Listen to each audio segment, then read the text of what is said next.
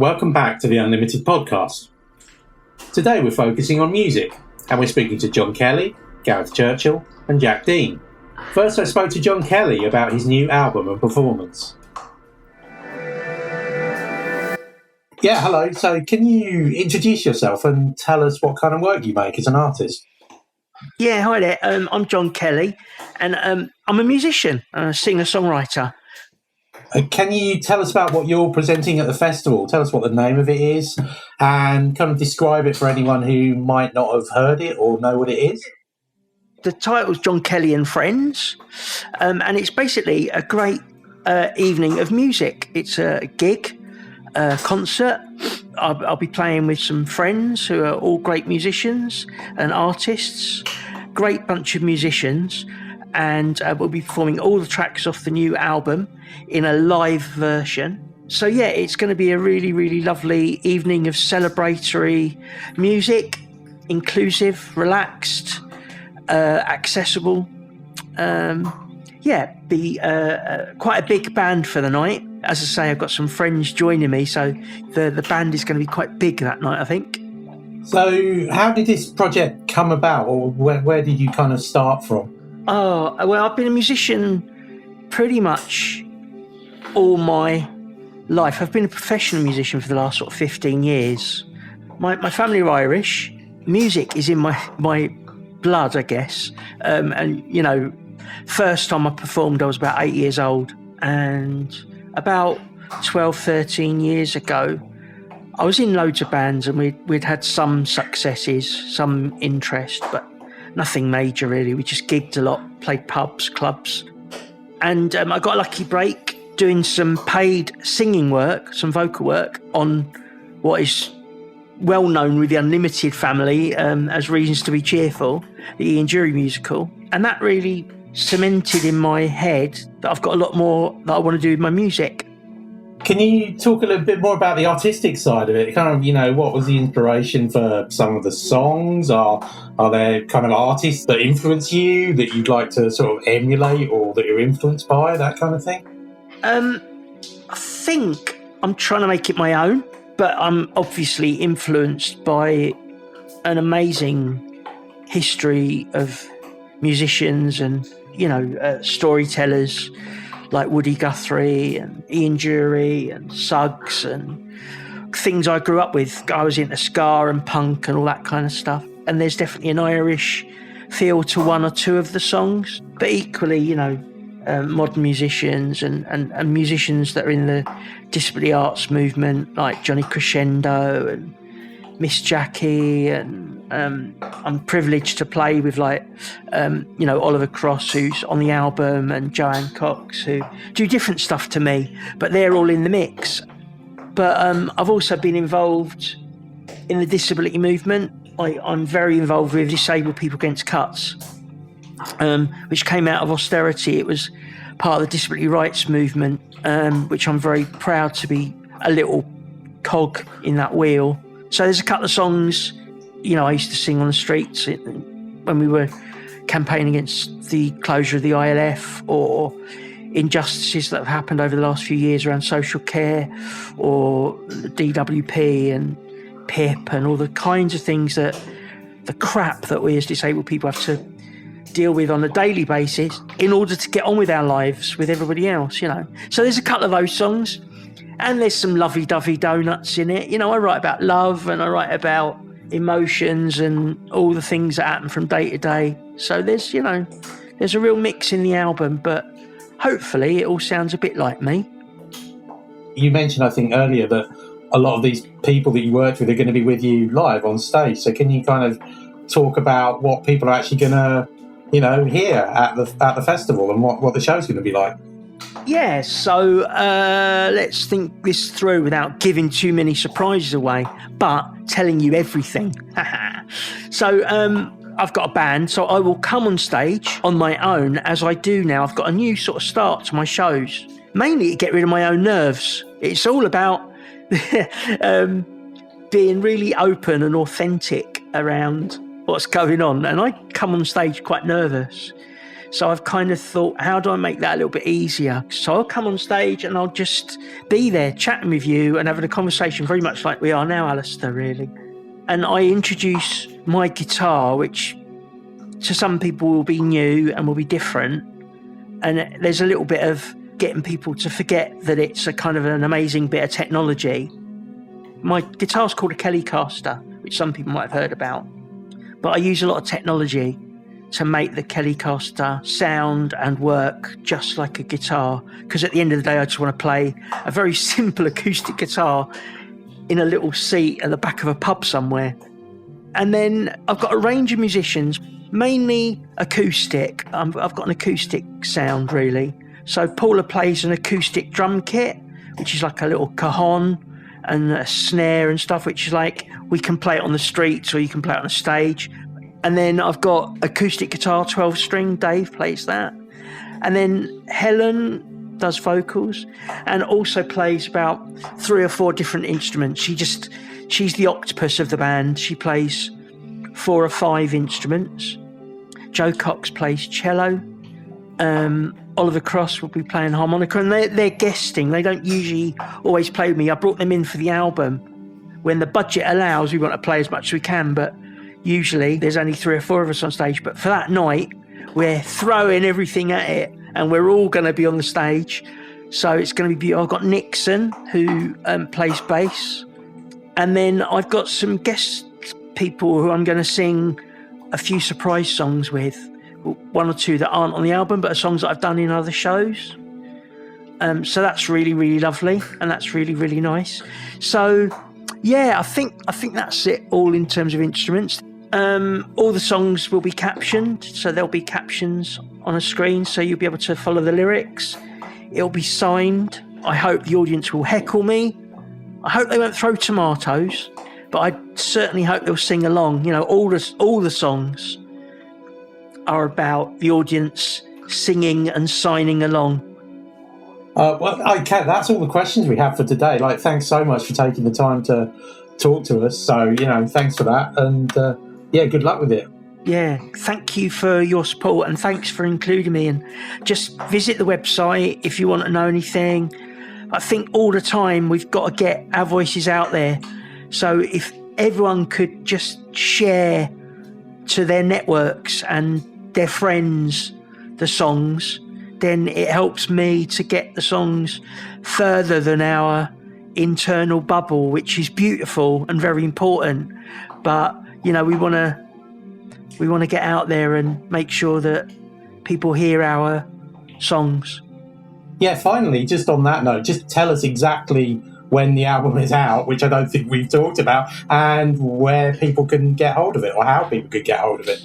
Okay, so I'm really, really excited to announce to you and let you know that the album will be out on the day of the gig. There's no opportunity bigger to launch the album than the gig at the Purcell Room South Bank as part of the Unlimited Festival. We're going to launch the album on that day, the 9th of September. It's going to be out on my Bandcamp. If you go to Bandcamp and then look for John Kelly Musician, or go to my website, johnkellymusician.co.uk, and it will be available on all the usual platforms, iTunes, all the streaming platforms. Obviously, as musicians, we don't get as great a deal on the streaming thing, so if you can buy it as a Christmas present for someone, that's brilliant because it helps support the work. But we totally realise that just listening to the music and enjoying it is all that I want, really. Thanks, John, and good luck with the launch. Next, we spoke to Jack Dean about his work Hero and Leander. I'm Jack Dean. I'm the director of a company called Jack Dean and Company. We mostly do touring theatre shows, most of which are quite heavily musical in their kind of drive, kind of in the gig theatre, opera, musical kind of zone. We also do other bits and bobs. We've got a podcast series. We had a go at making a video game once, made a bit of that. So we do various bits and bobs, but mostly we make and tour theatre shows, usually which are in some way about how we think about the past. So they might be historical or they might be mythological, like the one we bring to Unlimited Festival, or they might, somehow look at memory or something like that. The show I'm bringing to Unlimited Festival is called Hero and Leander, or I Love You But Everything's Underwater. It takes a Greek myth, a fairly obscure one, the one of Hero and Leander, and it kind of puts it in a sort of contemporary English coastal town setting. It's done by 6 musicians. It's a gig theatre show. We often tour it with our own bandstand. So if you can picture this kind of faded Victorian bandstand being put in a random park somewhere in England, and then these 6 musicians show up. So on stage, we've got a huge heap of musical kit. So bass drums, snare drums, cymbals, ukuleles, guitars, cello, violin, and then these 6 musicians kind of loiter on, sort of impersonating a bunch of late 2000s troublesome teens, doing some outdoor drinking. I don't know if outdoor drinking is still, I assume it's still a big thing. It's a staple of English small town society. Previously we've done it, they're all in kind of late 2008 clothing, because that's kind of a big musical inspiration. So like a lot of bright collared shirts and then those ridiculous sunglasses with the slats on them that Kanye West popularized. And they show up in this like big drums and various instruments and kit on stage, and we kind of run around playing all different ones and singing in this really lush 6-part harmony. The story is about these 2 young lovers, Hero and Leander. They live on different sides of a little small stretch of sea, and it's for reasons that are not really made clear in the myth. Like, you're not really supposed to go across them in a boat. We've kind of made that a kind of sort of borders commentary. So there's these 2 sort of states we've made up that have closed the border between them. But there's one day a year where that changes, and then that's when Leander meets Hero and they fall in love, and he starts flouting the rules and swimming across this 1-mile stretch of sea to see her. And Hero, who inexplicably lives in a lighthouse, shines that lighthouse at night so he can cross to see her. But gods get wind of this. They don't like it. Gods don't like humans messing with their plans. And it, as with generally with Greek myths, it doesn't end fantastically. But we like to try and bring the audience with us in the vague hope, a bit like in Hades Town, that this time it might be different, and this time it might all work out. I think of it as a musical. We're kind of Trojan horsing a less jazz handy, more sort of gritty style of music and performance into the musical. It's like how I like to think of it, which is only a problem if people come expecting jazz hands and don't get them. But so far it's all worked out. I've been knocking about wanting to do something kind of about the sea, something kind of set in a sort of faded English coastal town, having grown up around a lot of those. Yeah, so I was looking for a story, an old story that was kind of set in a seaside kind of location. And I love sort of whimsical doomed stuff. Whimsical doomed acts of rebellion, I guess. That's kind of a thing running through a lot of the stuff I make. And the idea of this kid just going, yeah, I'll swim it. It'll be absolutely fun. Which is kind of the sort of stuff you do when you're like 18, or that kind of, you just kind of like, yeah, it's fine. I have no concept of risk and everything's going to work out. And there's something lovely about that energy. And it was kind of a chance to approach a more sort of romantic and sort of poppy, folky palette of music than anything I'd done before. But honestly, ideas come from all the places my show ideas come from. I went down a Wikipedia hole and then I got carried away and then I applied for some funding. I mean, we kind of took the idea of the Greek chorus, who are these kind of observing figures who would kind of watch and comment on the action and sort of narrate it. The idea of there being a band and also sort of an a cappella group, there are sort of like, there's a lot of harmonic singing and there are sort of faint sort of chamber music-y influences, but mostly it's more stuff in the sort of Bon Iver, Darwin Dees kind of, it's sort of indie folk wheelhouse, which I guess was probably the sound to my teenagerhood, a big part. A lot of indie and emo stuff.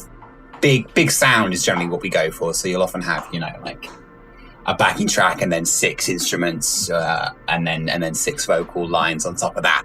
Through all of them, we're trying to make this huge wall of sound that kind of just washes over people. It will be interesting taking a show for a rural touring audience and putting it in London. But it's a versatile show. I think it works well outdoors and indoors. Ultimately, the thing that kind of holds it together is not anything that's specific to location. It's just kind of like 17 songs that tell a story that we just kind of belt out. I guess it's just like how much the audience will sort of come with us on that journey.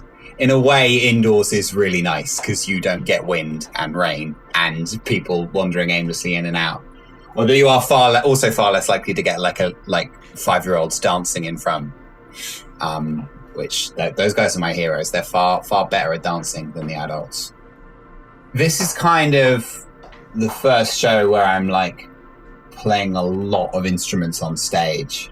I mostly let the other musicians cover for that. Like I kind of tend to take more ambient backgroundy stuff where it's harder to fuck up. So it pushed me in terms of playing, which is still a thing I'm working on trying to get better at. And it obviously pushed me in terms of composing, like writing 6-part vocal harmony. It's really, really fun, but really challenging. So it really pushed me as a composer as well as a performer. Yeah, it's also carrying the bandstand has made me more hench, definitely. There are some huge blocks of wood, and we have to run a rigorous military discipline to get that thing up and down without losing any nails and bolts.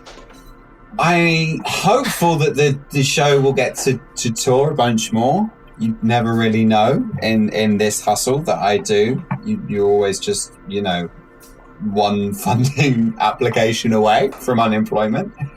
So we'll see how that goes. But it's been getting a good response so far. I just want to keep touring it, keep doing it, keep meeting new people, keep taking it to new places.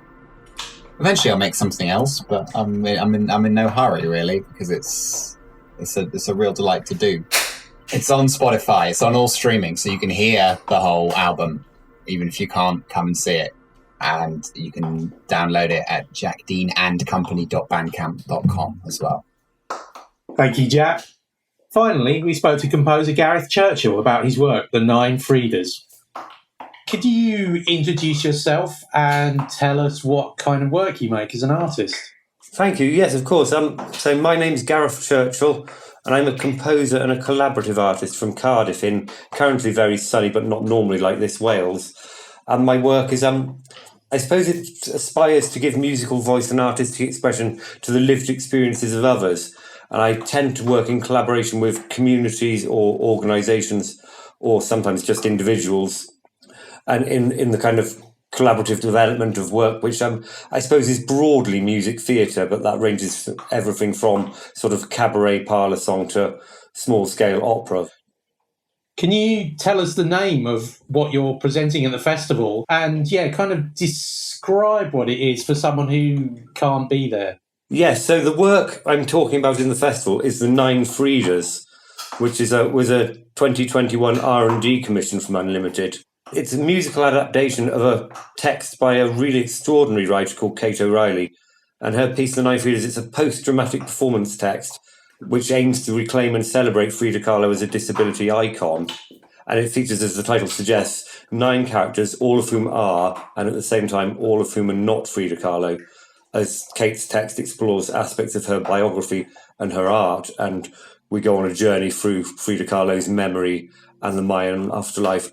And my project seeks to turn this into a musical or sort of small-scale operatic form. But I mean, in addition to full singing, there's quite a bit of spoken word and something called Sprechstimme, which is kind of a bit like a musical sing-speak, so spoken word that goes up and down a lot in pitch.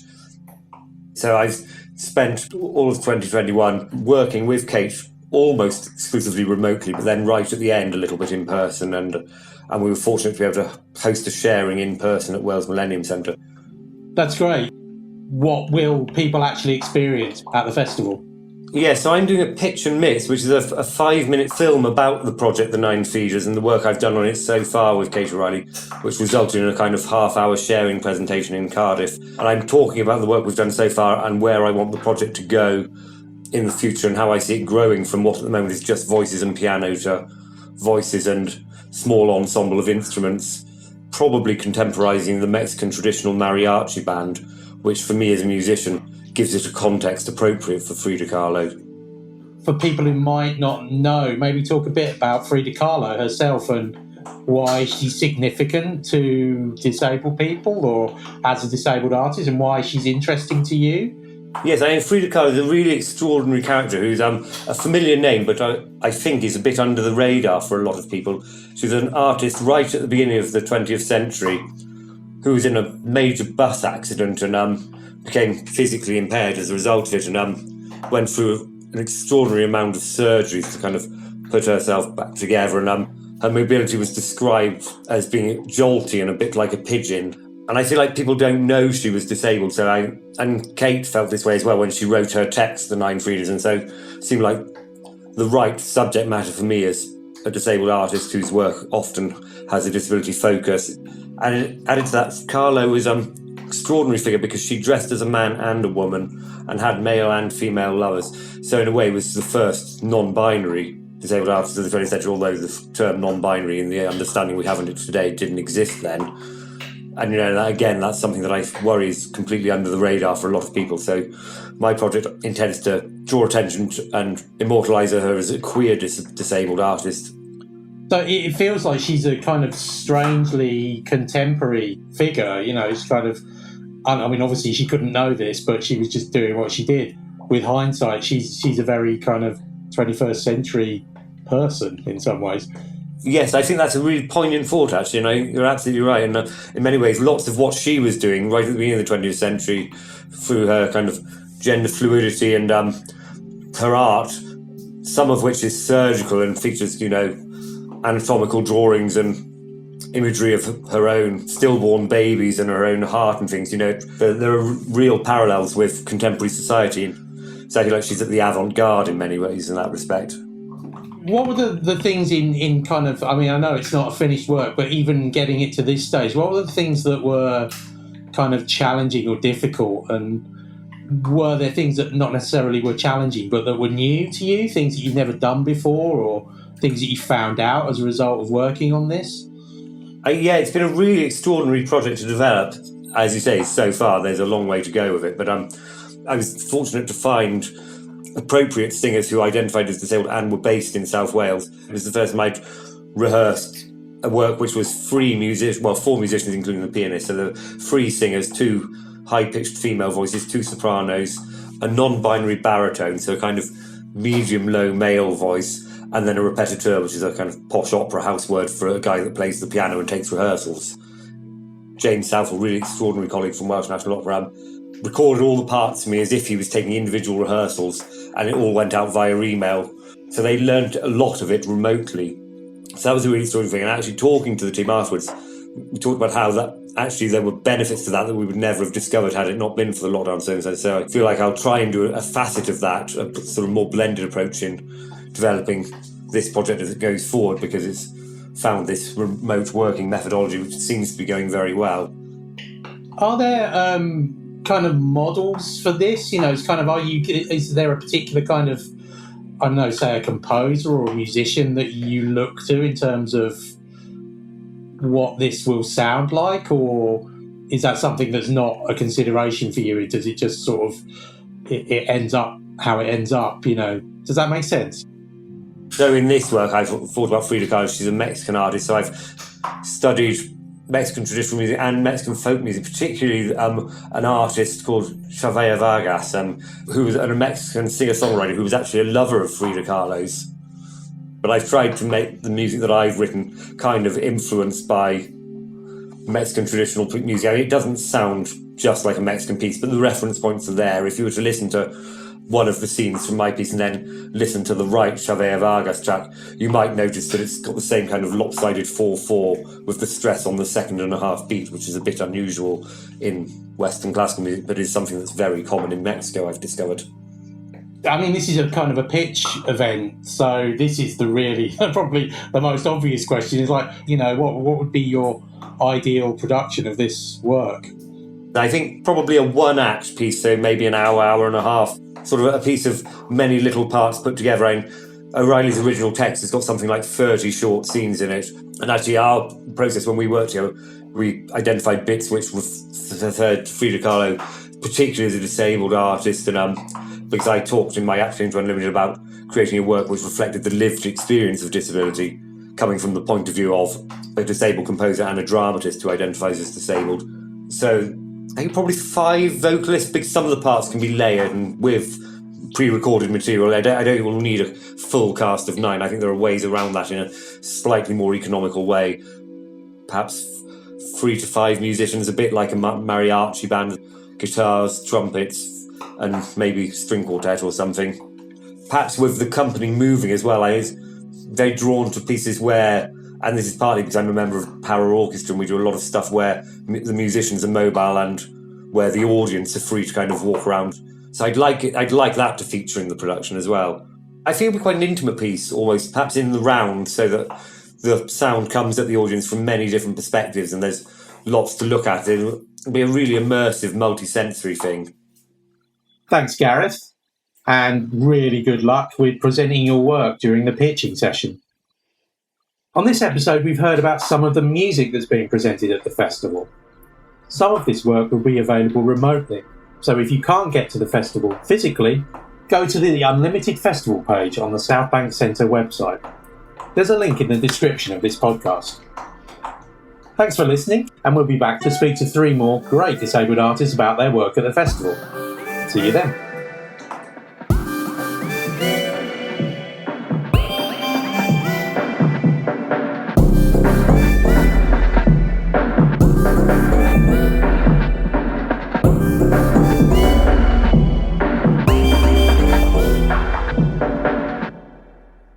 This podcast has been produced by Unlimited thanks to funding from the British Council. Unlimited is supported by Arts Council England, Arts Council of Wales, Creative Scotland and the Paul Hamlin Foundation.